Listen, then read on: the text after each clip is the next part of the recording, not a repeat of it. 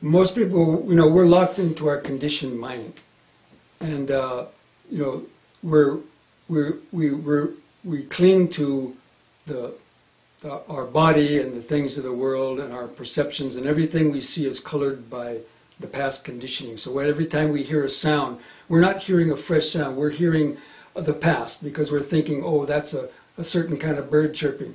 Oh, we smell something, oh, that's a spaghetti. And then you remember your likes or dislikes with it, and you get flooded with all kinds of stories.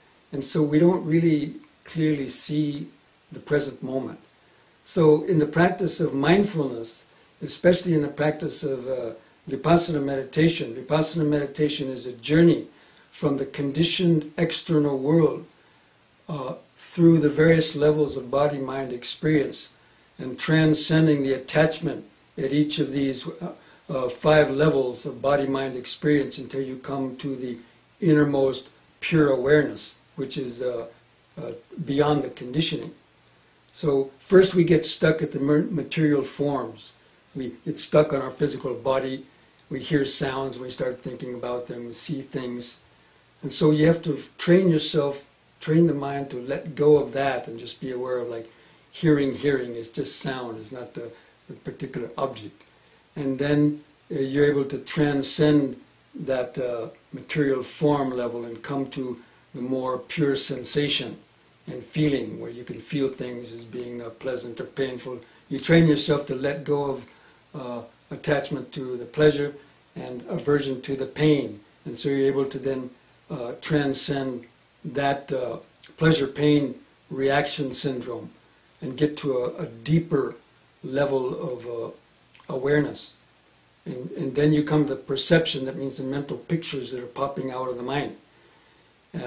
Usually we get stuck on those too, but to the Vipassana training, you're training yourself to see it as just mind bubbles.